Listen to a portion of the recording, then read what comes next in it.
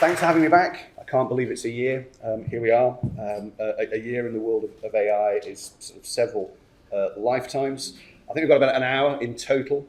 So I've got big pressure on me. I'm going to spend about 30 minutes trying to act as a human zip file to compress for you kind of everything that's kind of happened in the world of AI over the last 12 months, perhaps foolishly try and get my AI crystal ball out and figure out where's it all going. But really the focus is to be as practical as possible, to give you some live demonstrations of the sorts of things that you can do today that will clearly have, and is already having an impact, because some people are already taking up my tips and techniques and applying them. So without further ado, let's get the show on the road. So as I say, I've got 30 minutes. So I would normally spend a little bit of time kind of going through some background preamble. I'm not going to do that. I'm just going to dive in. I'm just going to spend a minute or two making sure we understand some core concepts, because what I really want to focus on, as I say, are the specific tools and techniques, and also the common issues that constantly come up. One of the key ones, cost. It's great. There are loads of free tools, but if you have to pay, what do you get? How much? Data governance, that's always the one that comes up. I can see all these amazing things that I could do with these tools, but I've got the IT team going, ooh, hang on a minute. We want more reassurance that if you're going to use this stuff, we're not breaching any kind of, as I say, confidentiality, security, etc. Spoiler alert, the good news is that issue it can be dealt with. The bad news is that if you want the absolute sort of gold standard of security with using AI technology, you have to pay. So there's a balancing act, there's a trade-off to be had. So first of all, I'm sure we all know what large language models are now. And very simply, there are quite a few of them. GPT is the one most obviously people will have heard of or probably tried or might be indeed using. But there's also Claude from Anthropic. We're going to look at Claude a little later, because we shouldn't leave that off our consideration list. Because one of the challenges of AI technology is it's constantly evolving. People always ask me, what's the best tool for X? And I tell them, well, today it's this one, but it probably won't be tomorrow. And Claude's a classic example. Version 3.5 released barely a week ago, and already the cognoscenti is saying, yeah, if you want the best written output, Claude's the tool. Great, So we've got that to deal with. Large language models are all pretty much built in the same way. You have a neural network, you feed it a load of data. They all tokenize the content. So just so we're all clear about this, with a large language model, you're almost certainly using a chat interface to kind of like type in words and words come back out, but that's not what the model's operating on. All of that content is broken down into so-called tokens. Each model has its own token vocabulary. I could demonstrate the OpenAI tokenizer tool. I put in the text and it tells you, well, this is what the model sees. And it's a string of numbers. It's a string of numbers. Now, the context window is the short-term memory of the model you're working with. How much information can a particular model deal with at any one time? And this might seem quite esoteric, but it's actually really important when it comes to looking at actual use cases. It's got implications for things like hallucinations and a whole bunch of other things. Very simply, every model, every tool that you're using will have a particular size of context window, and it's measured in terms of the number of tokens that it can deal with. A token is roughly equivalent to 3/4 of a word. When ChatGPT first launched in November 2022, it had a context window of roughly 3,000 tokens. So actually, it couldn't really deal with much information. If you asked it to generate a 10,000 word article, it couldn't, because its memory wasn't capable of doing it. Also, quick sidebar, never trust, you can't ask it to do word counts. You might think, how on earth can you spend hundreds of millions of dollars building a machine like this and it can't do a word count? Well, they don't. That's not what they're built and designed to do. So never trust a large language model to give you an accurate word count, because it won't. Partly because it's dealing in tokens, not words. But the context windows have been getting bigger and bigger and bigger. So right now, if you're using, say, ChatGPT, depending on which route you go in, you have a context window of about 128,000 tokens. So I could input, research papers and sort of do some interesting stuff with that. Google, which last time when I was here, I probably was going, oh, poor old Google, have they dropped the ball? Bard, it's not very good, is it? Well, they've upped their game, haven't they, in the last 12 months. Google Gemini, which is the brand new, well, not brand new now, but the model they introduced at the end of last year, is very good. Not only that, again, as we'll see in a second, depending on how you access Google Gemini, you now have a 2 million token context window. Just consider that. You could input 1.75 million words of content. It opens up some incredible kind of possibilities of the kind of thing that we can do with working with the language models. So, as I say, I would normally spend a lot more time on going through these particular kind of terminologies and terms, but for the moment, just to kind of hold in your head this idea of the context window and the size of it and what that means in terms of the kinds of things that you can do with these tools. And again, I'm going to skip through this slide, which I would normally spend a lot more time on, but these are kind of the 7 basic use cases. Top of the list, fairly obvious, content generation. Personally, I still maintain, I think that's the least useful aspect of large language models, and particularly in a kind of university research environment. I think a lot of the other things can potentially be far more valuable. Nevertheless, it's the kind of use case that most people are using it for. I ask it to do something, it sends me back an output. I, as the user, have to make a judgment call. Is that fit for purpose? I'm going to spend a little bit of time shortly talking about prompting and prompt engineering. Very simply, I think where many of the issues have arisen over the use of AI generally in comms everywhere, and to be fair, it's understandable. I mean, there are no user manuals, and nobody gives you any guidance when you first start using these things. Loads of surveys have been done, and the vast majority of people using any kind of AI tool today have almost certainly had no training, no guidance, zero. So what a surprise. I liken it to, these are incredibly powerful technologies. It's a bit like giving somebody the keys to a Ferrari and saying, well, there you go. You don't even know it's a car. You might figure out how to get in it. You might get lucky and figure out how to turn it on. You might get lucky and start driving. You might be a natural and driving down the motorway at 100 miles an hour, you'll get fined. But, or you might end up in a ditch. And it's a bit like that. It's a bit like that when, for most people, nobody tells you where to start or gives you any indication of the kinds of things that these tools and technologies are actually good for. Equally, what are their limitations? What are the things we should keep an eye out for? In terms of the use cases, extraction and summarization. I think particularly in the world of research comms, the ability to say, take a really kind of like complex research paper and simply ask it to provide you the summary, key takeaways, explain it to you in words that a 10-year-old would understand, translate that into messaging that a particular target audience might actually, it might resonate with that audience. Rewriting, using effectively AI tools as additional members of staff, or asking an AI to take a red team approach to your content. It's brutal, but it's really quite helpful. How many times in the last 12 months have I, say, with an organization, said, look, here's your strategic comms plan.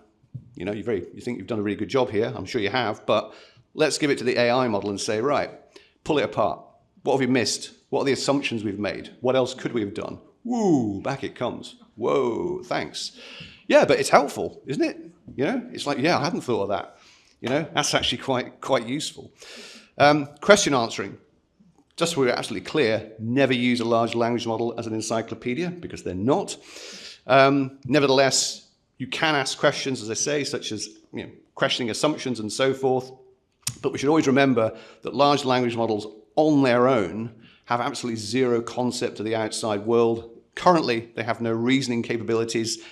They clearly have no sentience. I get rather irked by the, we're going to have AGI next year. No, we're not. Not from large language models as they're currently built. They absolutely have nothing in terms of kind of consciousness and reasoning capability. They're still gigantic statistical probability machines. That doesn't mean to say they can't be incredibly useful, because they are, but I wouldn't get sidetracked by concerns of that. Classification, we'll look at this in a second. This in my mind's eye, classification is where with AI and AI tools, particularly in the area of measurement and evaluation, I think there's some incredible things we can do today that we would have dreamt of even a couple of years ago. If I take things like media evaluation, in fact, I've had lots of conversations with third-party media monitoring companies, and privately they're all having an existential crisis because they're going, how can we possibly keep justifying, charging what we do when people realise they could do most of it now themselves, and actually AI can give them a far superior insight. Your only issue is supplying the relevant information to the model and the tool. Moving away from simplistic analyses such as, is that piece of coverage positive, neutral, negative? Well, now I can tell the model to adopt, to pretend, not even pretend. Imagine that you're a member of a target audience. Imagine that if you read that, what would you take from that piece? How would you feel about the organization, the context that it's mentioned? So incredibly sort of rich and complex qualitative analysis that we can apply. And that's just the area of measurement. I'm sure when you start to think about it, there will be lots of other areas where those kinds of approaches can apply. And finally, synthesis. Well, that's simply an amalgamation of all the other 6 used in kind of various different ways. So that's a very kind of rapid fire kind of run through just sort of the kind of core use cases. Let's move on to the tools. So over the last 12 months, the same questions come up time and again. I've already mentioned it. Cost, yes, there are loads of free tools out there, but actually nothing's ever free in life. So, for example, if you have a tool like Microsoft Copilot, now again for clarity, it's quite confusing because there are 2 flavors of Microsoft Copilot. There's the free website. In fact, if I go into my browser, I can bring this up. There's the free Copilot website at copilot.microsoft.com. Until May, this was the cheapest way to access GPT-4, which was the best GPT model. I think that's great. I'd have to pay $20 a month per user, or going in through the API, the token costs. Great, I get to use GPT-4 for free. Yeah, but read the terms and conditions, and this still applies. If you're going to use this free Copilot, Microsoft says anything you put in there, we reserve the right to do whatever we want with it. Literally, if they felt like publishing it on a public website, that's what the T's and C's say. So you've got to be very, very careful about the use of the free tools. Even the free version of ChatGPT, which the good news is it's now giving you access to GPT-4o. They're terrible at names. The O stands for Omni. It's a great model. It's an even better version than GPT-4. Yes, you can use it for free, but again, limitations. The free versions only give you so many free goes. You think, I love this. Trust me, within an hour or 2, it'll tell you, sorry, come back tomorrow. You've had your free goes. Has a smaller context window. It's like, oh, but Andrew said that I could input all this information. It's like, no, you can't. Oh, I want to upload documents. No, you can't. Not with the free version. So there are there's a spectrum of considerations here about the free stuff. Claude can use for free. Anthropic says, the company behind Claude, oh, trust us. We don't do anything with the data you put in there. Yeah, we're the good guys. Do you trust them? Would your IT department trust them? Yeah, sure, it's fine. They say it's all right, it's fine. You probably wouldn't. You probably want some more kind of reassurance there. If we have to pay, how much are we paying? Well, the costs can mount up if you use what I would describe as the retail versions of these tools. So ChatGPT Plus will charge you $20 a month. Now, you get quite a lot for that. You get access to data analysis and a whole range of things. Let's imagine you've got 4 people in the team. I want everyone to have that. Hang on, 4 times 20, do the maths. That's $80 a month. Suddenly the costs are mounting up. And the bigger the team, it can get quite spicy. Now, before I lose most of the room, there are cheaper ways to access GPT, Claude, Gemini, and so forth. It's going through the so-called API. Now, I know that for comms people that usually means, oh God, sounds too technical, bring in IT, but it isn't as difficult as you think. What I'm going to show you on screen, hopefully when I log in, is an OpenAI account. This is not the same thing as accessing ChatGPT through the ChatGPT interface. The API accounts for all these tools and models are intended for developers, but there are some wrinkles here. Okay, that doesn't look like what I'm used to going in through the normal ChatGPT, but look, there's a prompt box and there's some extra bells and whistles on the side there. The point here is that anything I put in, it's not being stored at the other end. So from a security standpoint, this is a lot safer way to access, in this case, GPT, than going in through the normal ChatGPT interface. The other nuance is that you do pay to use this, but you only pay for what you use.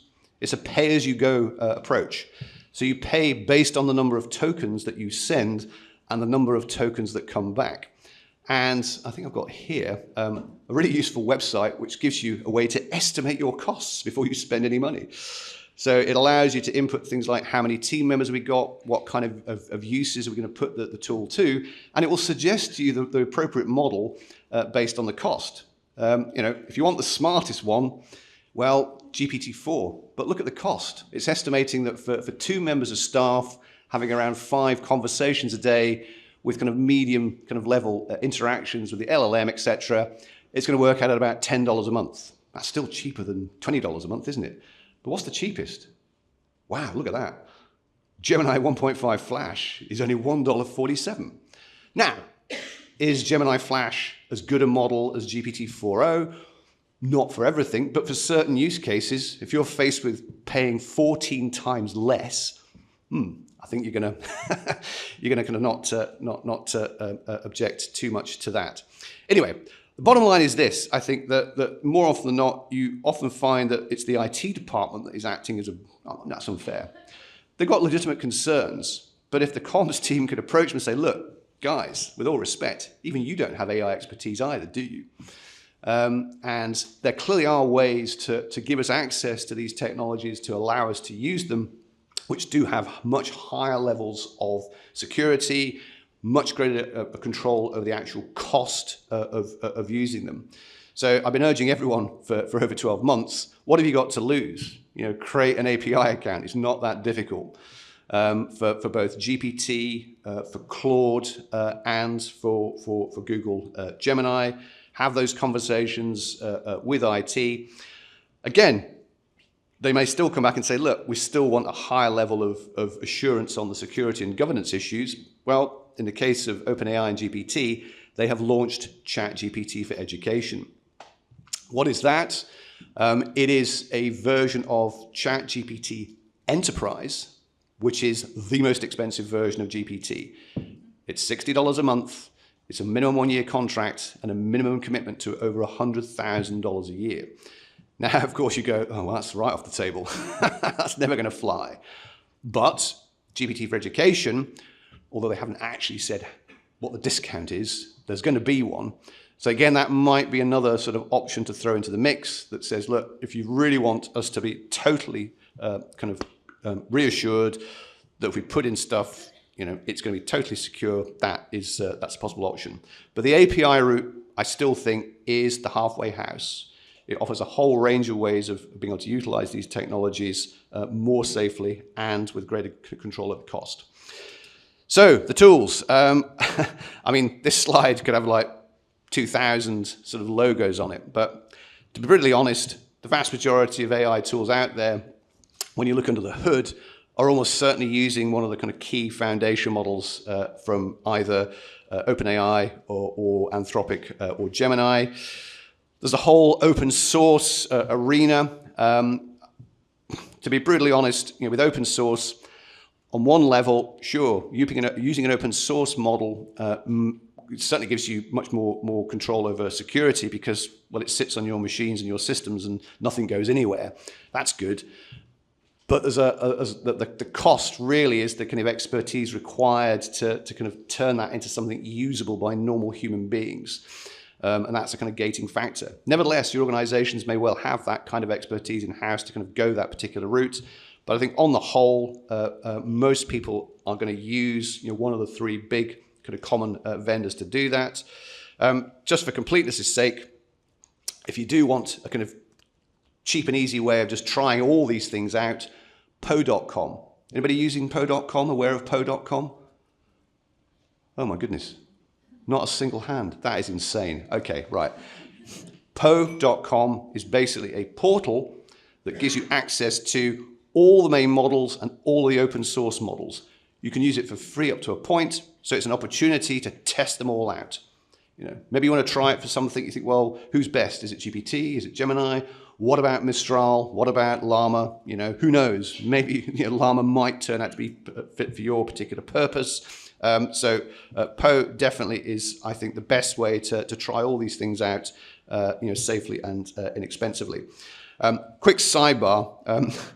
There's so much kind of legal stuff flying around, and quite frankly, some sort of kind of allegations of dubious practices. Only yesterday, Po.com, somebody said, hey, you do realize that you can go to Po.com, put in a paywalled article, and it will give you the full text back. Really? I tried it out. So I put in The Economist. Oh yeah, it does. FT. Oh my goodness, this is terrible. I'm not saying anything, but I'm sure they're going to close that little loophole. But there we are. So very quickly to kind of run through the kind of key tools and some of the basic use cases, and I'm going to bring in my panelists to kind of chip in as well in a minute or two. But if I'm going to just go slightly left field and show you a tool that I'm pretty sure most people probably won't have heard of, but or vaguely have been doing things with it. It's from Google. It's called Notebook LM. How many people have heard of Google Notebook, using Google Notebook? Oh, okay, there's another one. So again, for clarity, this has been around for 8 or 9 months in beta. Now it's freely available to anyone who wants to use it. Why do I like Notebook? Well, this is a tool that allows you to kind of input specific documents, like say a research paper, and then it allows you to kind of perform some sort of basic analyses like a summarization. You can create study guides from it, FAQs, and you can also then have a conversation with the documents that you have supplied to it. So for example, I'm just going to kind of upload this scientific research paper. It goes in, and then as I say, here, it will do a basic summarization, hopefully, if the internet's working. There we go. It's an academic paper introducing a new system for knowledge and management in manufacturing settings, blah, blah, blah. That's good. Let's say I want a kind of an FAQ based on that research paper. Let's say that I want a briefing document from that. And in an educational context, hey, a study guide. This is pretty crazy. I can then start to have a conversation, with that document, or I can add more documents, or I could supply URLs, copy in text, and I can just iterate and build from there. I find this unbelievably useful. I take, for example, as I'm doing now, in case you hadn't noticed, I'm recording what I'm saying, recording the conversation. That audio file, I'll be able to use an AI tool to transcribe and summarize it. If I put it in here, it gives me kind of deeper insights. What sort of questions are being raised by what Andrew was talking about? So there's a kind of automatically generated FAQ that comes out of it. So this is free. Crazy. I use it literally several times a day because you can go beyond the kind of obvious kind of use case and just putting stuff in there and seeing what comes back sparks ideas, and then the ability to have conversations, with that, I think is really quite useful and powerful. The usual suspects, we've got ChatGPT. If we have access to ChatGPT Plus, we're only paying $20 a month. I probably talked about it. No, I wouldn't have talked about it last year because it didn't exist last year. Custom GPTs. How many of us are familiar with the concept of a custom GPT, have created custom GPTs? Excellent, one hand, beautiful. 10 brownie points for doing that. Custom GPTs were introduced last November. Essentially, this is a way to be able to use GPT and to augment it with additional insight and information that you've got and the model actually doesn't. Since then, OpenAI says that around 3 to 4 million custom GPTs have been created by organizations all over the world. This is something that's probably not relevant now, but when the manifestos came out, I said, great, I want to create a customized version of GPT that allows me to upload those manifestos and then to kind of ask questions specifically about that content, but bringing in the model. Communications teams everywhere have been developing customized GPTs, for example, to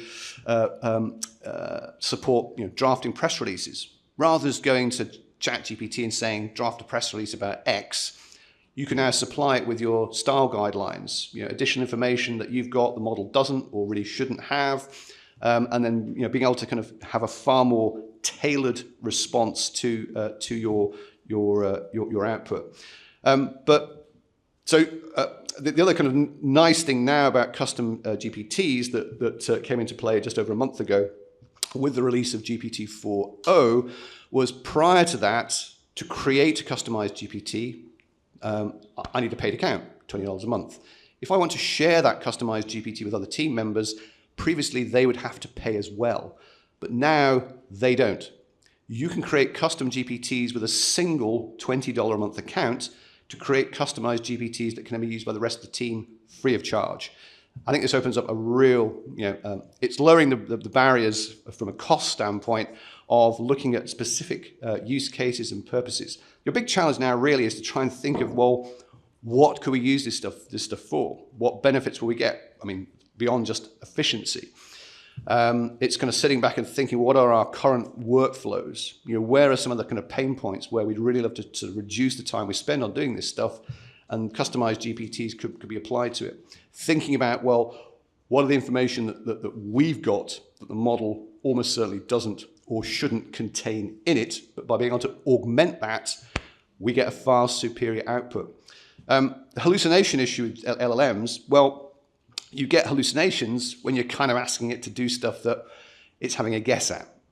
The more information, the more tokens you supply the model, the more of a substantial basis it's got to work from. Just conscious of time, I don't want to kind of massively kind of overrun here, but we've looked at custom GPTs, we looked at Notebook LM, we looked at Poe, a couple of other tools to kind of throw into the mix that I definitely think you should be aware of. There's one called Perplexity. How many of us have used Perplexity or aware of Perplexity? 10 points there. So Perplexity it's an interesting one. It's really more of a search engine, but an AI-driven search engine. And this is a good example where I said, look, what's the latest research in LLMs for use in university research comms? And what I was able to do was to actually narrow it down specifically to kind of academic papers. You can see where it says academic at the top. And it comes back with a really detailed response, but it more importantly tells me where it got the information from. It reveals all of the sources of the information. Another little nice new feature is I can convert this into a so-called Perplexity page. This becomes a kind of a resource that I can use or share with others. I'm just going to demonstrate. If I go to the prompt box here, as I say, I can focus it just on academic research, or I can look at the whole web, or specifically look at video, or and so forth. They've just introduced, they're calling it a reasoning capability, but it is quite smart. The ability to kind of ask it questions such as, I don't know, this is kind of commercial one. There's NVIDIA's share price over the last 12 months. Can you kind of describe to me why it's gone up and down and what are the contributing factors? And back it comes with a chart and all this kind of other stuff. So I think from a whole variety of standpoints, the thing about Perplexity is that it's connecting in real time to what's out there. So one of the key things to bear in mind with a large language model, they're always trained up to a point in time. And beyond that, they know nothing about what's been going on. So GPT-4o, which is still the best GPT model, has a cutoff point of December the 31st. So everything's been good. If I asked it what was the election result last night, it won't tell me. Well, it'll have a go. It'll be making it up. Whereas Perplexity, well, in fact, let's do that now. What was the UK election result? It should be able to intelligently work out what election we're talking about. So let's just quickly do that. Here we go.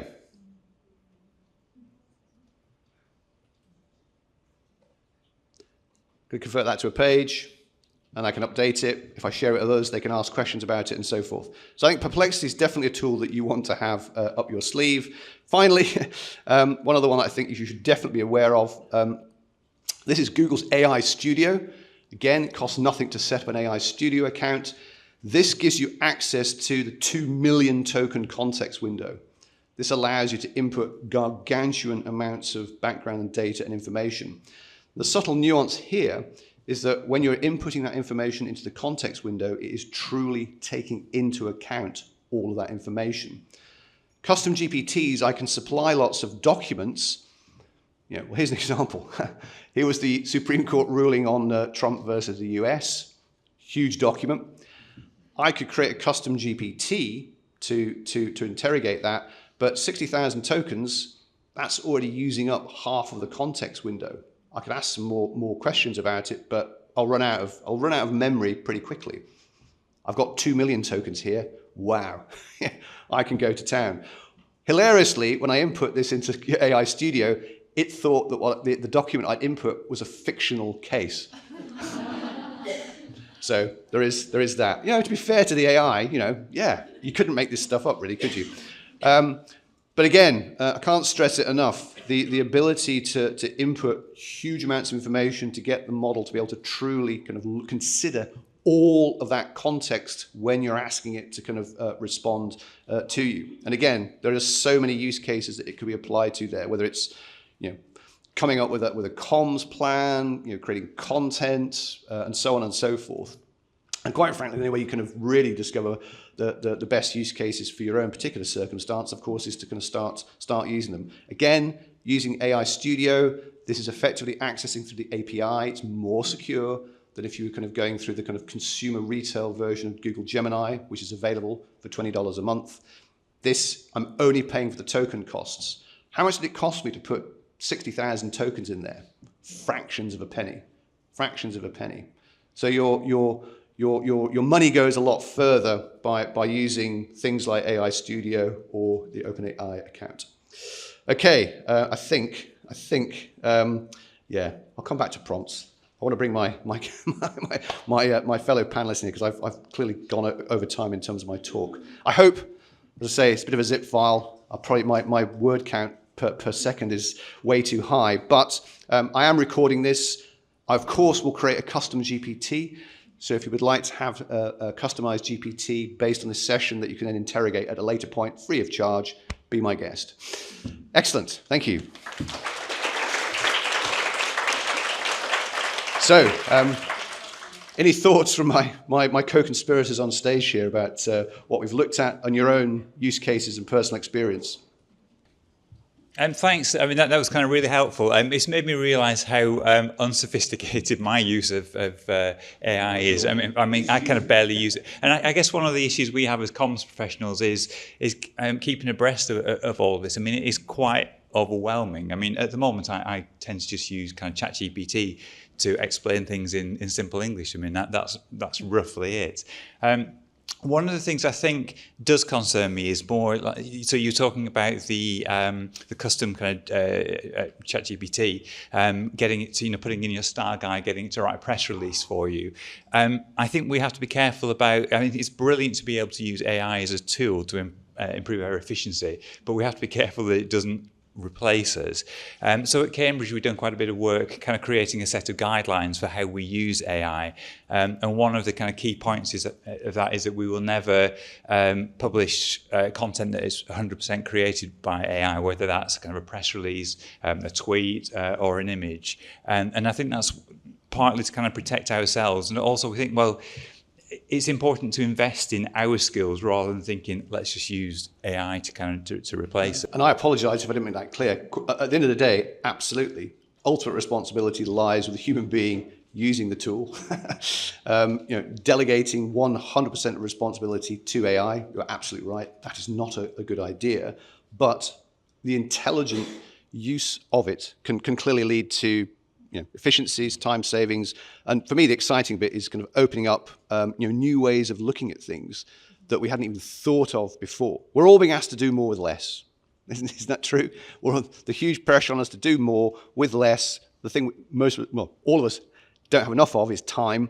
anything we can use to free up more of our time, to bring more of our human expertise to the party, absolutely, I'm here for that. And that's my view on it, on the use of AI. Is your mic on? Yes. Work the technology. First, I want to say thank you, Andrew, because I remember being here last year in the audience, listening to your presentation and coming away feeling very fascinated, inspired, but also thinking, I've not got a clue. I've not experimented before, so I need to go away and experiment. And that's what I and my team have been doing over the last year. So again, like yourself, some of those tools are alien to me. We tend to use the very well-known ones, Gemini, ChatGPT. And again, it's from our perspective, it does a lot of the heavy lifting for us. It's a real Kickstarter, a starter for 10. And I do think as comms professionals and researchers in the room, we're in the best position to use this because we have really curious minds.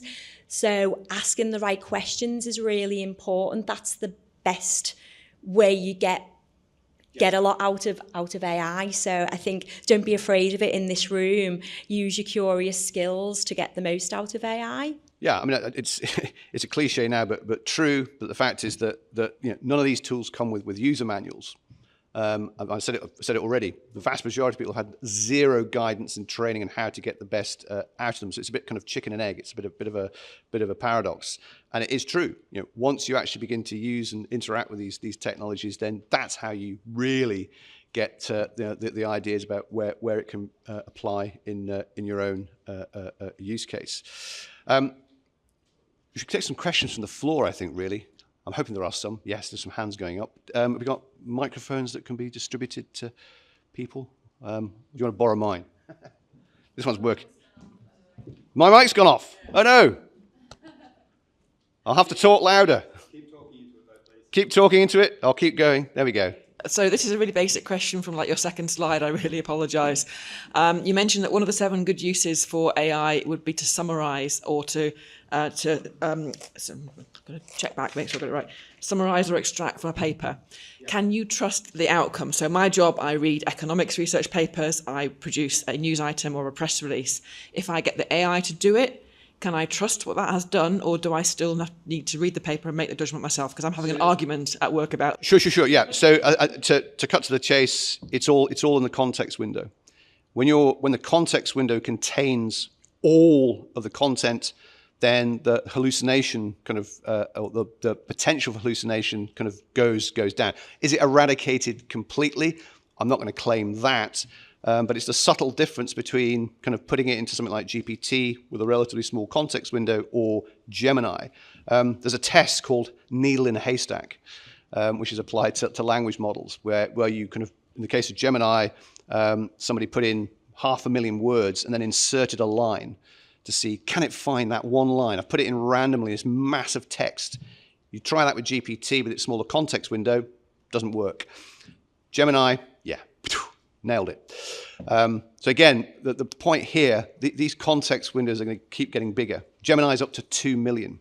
I confidently predict we'll have 10 million token context windows within a year, and all the models will have them. So my crystal ball, I think going forward, the concerns around hallucinations for that kind of thing are going to kind of keep reducing. But of course, at the end of the day, ultimately, you're still responsible for judging the output. But I think if you're concerned, well, can I truly trust this stuff?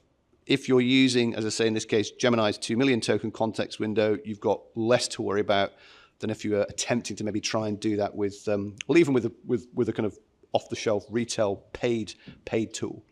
And certainly, well, the free tools won't really let you do it because the context windows are too small and you can't upload documents anyway. So that's off the table. Yes. Sorry, we're self-service handing around of the microphone here. Thank you. I'm Helene Murphy from the Open University. I really enjoyed that. But what has occurred to me a few times is that one of our best uses for this would be with embargoed, for example, Nature papers. We had one this week which was really complex. But the issue with us uploading that is that it then becomes in the public domain while it's under embargo. No, it doesn't. No, it does not. Does it not? Nope. Let's quash that myth. When you upload anything into the prompt box or supply documents, yes, depending on how you've done it, the vendor on the other end, if you use a free version, says, well, we reserve the right to maybe do something with it. It's not updating the model, though. The language models are not updated in real time. So the idea that I put something in and somebody might input a prompt somewhere else and that information may pop out, that's not going to happen. That isn't the issue. It's simply the fact that it's leaving your machine and maybe being stored on the other end. But if you use the API, nothing is stored on the other end. And in fact, what is actually transferred is a tokenized version of what you've put in. I mean, if somebody got those tokens, you could deconstruct that and go back to the original paper. But what the language model gets is a string of numbers which are processed and sent back to you. So using the API route, that is a safer way to assuage yourself that, well, would somebody find out what we're up to here? Not going to happen. I think there's some nuances between concerns that this is how we think these things work and they don't. It's more, I think, just more mundane, that you almost certainly have a data governance policy that says we don't want anything leaving your machine and kind of going even to be kind of processed on a server sitting somewhere else. But Thank you. Yeah, that's really good to know. I think we were told otherwise in an internal workshop. So that's really good. Thank you. I just kind of had a question in terms of how has this been, how have you guys broached it with your universities? Because I've noticed I use I use AI tools a lot, and I've had an Access to Work assessment which has recommended a lot of AI-based tools for things like time management, spell checking, because I've got ADHD, I struggle with those things sometimes. But now that I've taken that assessment to work and given it over to my university, those tools, the IT department is having a real issue justifying they don't want me to use them, or they're hesitant to let me use them. So I just kind of wanted to know how you've kind of broached that. So from our perspective at Edge Hill University, we are in definitely a different place to yourselves. We're in the experimental stage. So we have an institutional working group that's set up and they're experimenting as well. So they're making a judgment call in terms of what sort of things to invest in, what the direction of travel is for the university. So we're in that experimental stage. My teams are being encouraged to experiment, but using their own accounts, because we don't have an institutional account or anything like that. So it is really sort of that encouragement, but there isn't anything official set in stone. And I haven't had any conversations with IT about anything. The less they know, the better. Chatham House rules. Sorry for any IT colleagues. There'll be no IT colleagues in here, surely. To be honest, I think we're possibly in a more similar position than you think. We are still kind of experimenting with it, although we do have our guidelines for our use, certainly as kind of comms people. But actually, these things are probably need updating quite regularly. I mean, we're still... One of our things is that we won't upload embargoed content, and I think that's based on that assumption that we don't know what's going to happen to it. But like you said, things are moving on so much that actually perhaps that is safer than we did previously anticipate. In terms of conversations with IT, I'm not entirely sure what conversations have happened. No doubt they would have some concerns about some of the uses, but I don't think we're at that stage yet. Hi there. Hi, Ed from Edinburgh. Just in Edinburgh, we've kind of created something which sounds a wee bit like an API. It's called ELM, Edinburgh Language Model, which is being sold to us in the university as like the front door to ChatGPT, and it gives everybody in the university access to, I think, ChatGPT 3.5 Turbo and 4.0, because there's a concern about equity of access for students and staff. So we've kind of built this, but it sounds like an API, and the way it was sold to us is it kind of counters that concern about embargoed or sensitive information kind of going out into the world, but kind of uses the engine of ChatGPT to create something which then what comes back is stored completely within the university.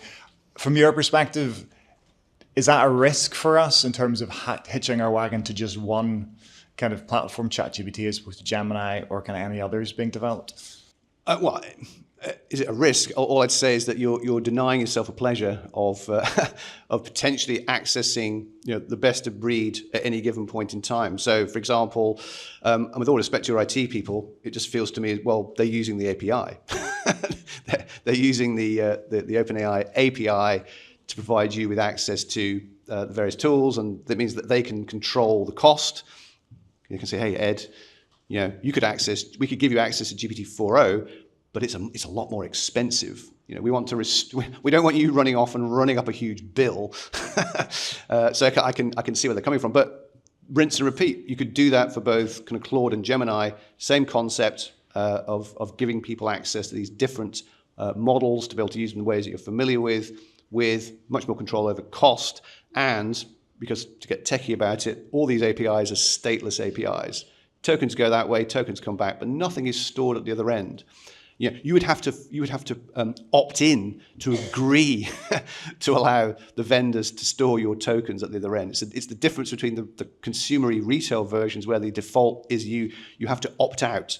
Well, in the case of Copilot, you can't opt out. If you're using GPT, if you go into your settings, there's a little switch that says, "Oh, don't use what I've put in to train the model." So you flick the switch that way, and it's if you trust them, that's fine. But API route is definitely the safer way. But yes, I would definitely say if you can encourage your IT team to kind of investigate Claude and Gemini, because there are definitely use cases where I would say Claude or Gemini is a superior approach. Putting all your eggs in one basket right now, I know it's kind of understandable to want to commit to one platform, but at the moment, having access to those three, I think, gives you the maximum sort of flexibility and benefit, definitely. Thank you. Hi, I'm Laura Ulanowski from the University of Sussex Business School. One really super quick question was, what are you using to record the call and I am literally using the voice memo app on my iPhone, which will generate an MP3 file, which I then upload to, well, I've got about 6 different AI summarization tools I could upload it to, Firefly, Assembly, Read.ai, etc. I was mentioning earlier, there's a tool I've been using for a couple of weeks called Granola, granola.so, check that one out. So that not only transcribes what's being said, but if I've made some of my own notes, at the end it would sort of basically blend together my notes with what was said, and it's actually quite a powerful combination. But yeah, I am literally using the kind of provided basic voice memo to record what's being. So again, just in meetings, obviously with permission of participants, just turn on the voice memo, record the conversation. The trick there is at the start of the meeting, get people to sort of say their names, because then the transcription tool has got a better idea of, oh, well, that's Andrew talking, so I can associate what he's saying at the correct part of the transcript. If you don't, it just goes speaker 1, speaker 2, speaker 3, speaker 4. But yes, even offline meetings with participants' permission can be transcribed and summarized pretty easily today, definitely. And may I ask a second question? Go for it. Thank you. More for the panel, actually. We talked about engagement and getting teams to experiment. That's something I'm really, really keen to do. And I think because we're all used to working in certain ways, and this using AI actually asks us to change the way that we sit down at our desk and work. And it is a challenge, I think. We've got some people who are more curious, some people who are less curious, and some people just think, oh, I'm so busy, I just need to get my head down and carry on as I was. If you've got any tips, or indeed anyone else in the room as well has got tips on how we can kind of get people to trial it and engage with it and build sort of, our future way of working around it, then that would be really interesting to hear. Yeah, I've probably got a very recent and useful example. So one of my team members in particular is a real avid user of AI.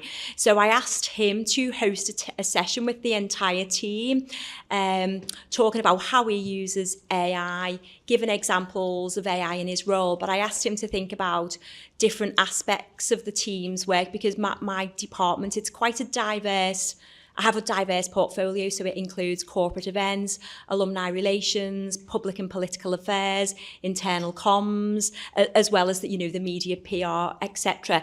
So we did that really well. He gave examples for other areas of work in terms of how they could potentially use it. And at the start of the session, I asked the question, who's using AI? And there were about 3 hands that went up.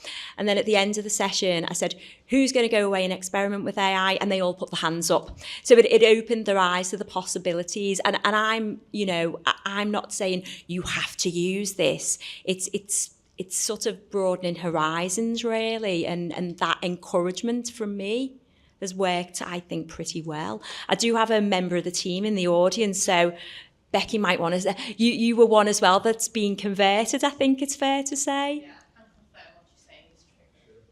So when we kind of first started having the conversations about AI and kind of what it meant for our roles and how we might use it, so that was when my colleague Amy, who's actually meant to be here today, kind of convened a working group across the department, so people from kind of lots of different teams, to explore the issues that we were facing, what our concerns were, how we might use it. And that working group is still going. It's quite active in terms of kind of sharing ideas. We have a Teams chat where people contribute, if they come across something, could put it in there. But I do recognise this thing about us being so busy that you don't really take the time to stop and see what is around it. And actually, there's a question for Andrew.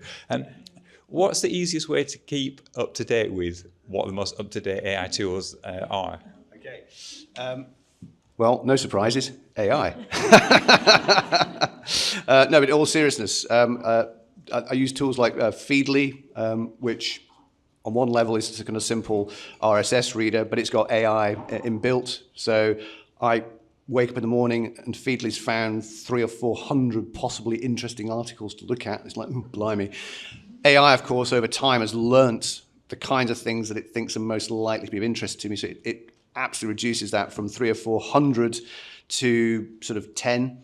That I found incredibly helpful to try and monitor the entire landscape, but to try and sort of cherry pick the things that really are most relevant and useful, certainly for my work. So the short answer is you can absolutely use kind of AI to try and keep on top of a lot of this stuff, but it's a crucial point. How do you carve out the time and space to actually be able to begin to learn to use these things? And I think it's identifying those kind of pieces of low-hanging fruit where, well, if we can reduce the time it normally takes us to kind of write up meeting notes from kind of hours to minutes, we've got some hours back, so how can we best make use of those hours that we've now kind of clawed back from the daily kind of grind and the constant pressure to do more with less? And the perhaps optimistic vision is that the more that you do that, the more that you can intelligently understand where AI can be legitimately used. But again, I can't stress it enough. You can't do everything. And we shouldn't expect it to do everything. But yes, it's of course it's AI for the win. Can it make the tea? No, absolutely not. Not yet. And quite frankly, I wouldn't want it to. So yeah, Almost certainly a bad cuppa. Any other questions? Yeah. Hi, Andrew. Again. Yeah, hi, Fiona from Trinity in Dublin. I'd be interested in hearing how you can use AI for media monitoring. Could you give us some top tips on that? Okay. Sad fact is, when we talk about media monitoring, AI cannot help you. What? Yes. So let's be really clear about this. I think there's often an expectation, AI is going to magically be able to do a better job of identifying where coverage has appeared, etc. Why do we have to keep on using a third-party tool like Meltwater, etc.? Because ultimately it's still a physical crawl process involved for online media coverage and so forth. But once you've got the content, using AI to then evaluate and analyze what you're providing to it, that's where its benefit kind of comes in. So I think disappointingly, if you think AI is going to magically find a piece of coverage within 2 seconds of it appearing and only ever giving you back the things that you think are relevant to you and not bringing back loads of false positives, etc., I think you're going to be waiting for a little while yet. So sadly, you might still need to keep kind of doing that part of the job using a human being or the tools that are available. But as I say, once you've got that kind of coverage data and content, I applying AI to it, well, you're off to the races. A quick mention for the concept of synthetic audiences, which I think is pretty wild. This is the idea of getting an AI model to kind of put itself in the shoes of the member of a target audience and asking it to kind of see the world from that perspective. And you might say, well, that's crazy. How can a large language model possibly emulate a human being? Well, spoiler alert, they're getting pretty good.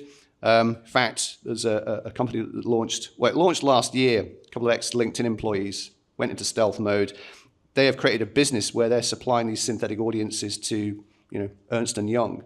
From a market research perspective, Ernst & Young said, it's crazy. We can now basically kind of take a synthetic audience, ask questions and get responses back, and we match that with what human beings said, and there's a 90% alignment. So imagine being able to do message testing before you've even launched the campaign. If that's the target audience, we recreate that audience synthetically within the model, get the model to kind of imagine what it'd be like to be that audience responding to these messages. As a whole, well, we could spend all day on that one alone, but I find that, again, personally quite exciting. But the question was, the actual mechanical bit of media monitoring at the moment, that's still sadly...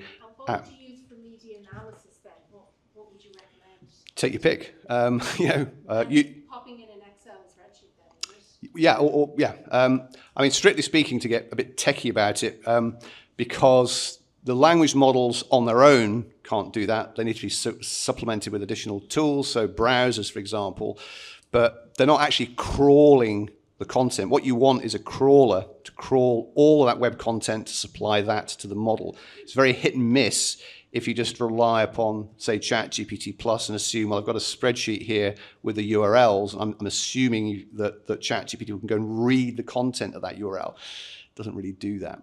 Anyway, I'll have a conversation offline about it. But the fact is, yeah, once you've got the content, the ability for that more sophisticated qualitative analysis is I think pretty spectacular, in my humble opinion. Oh, sorry, yes. I have a question. So that's really interesting, that synthetic audiences. Yeah. Again, because corporate events sits in my portfolio, so that's ideal. What sort of tools would you recommend? Well, you can just use the... you're using the core models. Now, I mean, I can find, I think Columbia University and sundry other universities have actually kind of done the work to say, this is how the process works. Now, you do need some data about the audience really to get a more accurate representation of the audience. But there's nothing in principle to just use the model as is, It's a technique called priming representation. You say to the model, what do you know about this audience? And you'll get a response back and you can go, well, that's a bit off beam, or blimey, actually that's a pretty good kind of analysis of the target audience. Well, maybe we could just, for certain use cases, use that as a kind of rough representation of the audience. Or the more sophisticated version is, and this is what Columbia did, you've got real market research with real responses from real people, and that effectively becomes the kind of the training data to give the model to say, right, given those responses, if we give you some questions, we'll match to see whether or not your responses align with what the human beings did. And as they said, they ran that on, they did a big, massive test on that, and it was a rough 80 to 90% alignment between the synthetic audience and the real human responses to the questions. So I don't know if you're familiar with the world of marketing, there's a guy called Mark Ritson who is notoriously cynical about everything. He thinks synthetic audience is the future. He's completely gone, yeah, he said, I'm the most cynical person in marketing on the planet, but this is the real deal. This is the real deal. So if Mark Ritson thinks there's something in it, I kind of go, I'll give it the time of day. Do you think that could help us with freedom of speech? Oh my word! I've no idea. That sounds like a big question. I better ask GPT or Claude for the answer for that one. I'm going to have to draw this to a close, Absolutely. I'm afraid. But one last question with a very quick answer, please. Well, I'll let everyone have a go. I feel like I'm hogging this. Sorry, it may not be a question with a quick answer. Like a lot of people who are writers by trade, I think I feel very instinctively cautious about all of this, and I haven't even dipped a toe into the world of AI. What do you think are the things that we risk losing when we use AI in the ways that you've just described, and how do we mitigate for some of that? The short answer is, and this is just generally applies not just to writers, but ironically, people who have genuine expertise and talent in these areas stand to gain the most from using the AI tools.